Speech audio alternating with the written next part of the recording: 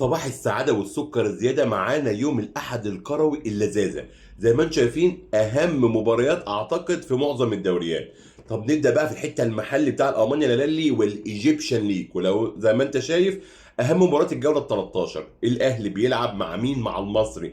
صراع القمة مباشرة في انتظار وقوع سيراميكا اللي هيلعب النهارده، والزمالك النهارده، وكمان كله بيلعب تقريبا النهارده، ده حتى بيراميدز النهارده. فالمهم معانا بعد كده الدوري الطلياني، واللي متابعين هيبقوا معايا فاهمين. عندنا هيلاس وانتر ميلان، وفي نفس ذات الوقت عندنا اي سي ميلان وروما وصراع القمه والحته الحلويات، ونابولي قاعده بتتفرج عليهم. الخلاصه عندنا بعد كده الدوري الانجليزي، مانشستر سيتي يلا بينا ليه، ده صراع برضو على القمه مع بورنموث تخيل.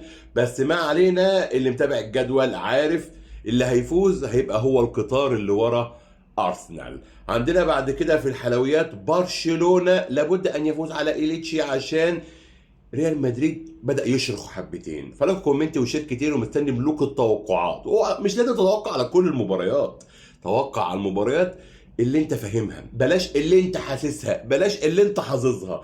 فلو كومنت وشير كتير على قد ما يقدر في الخير، مستنيكم التوقعات. خلص الكلام، سلام.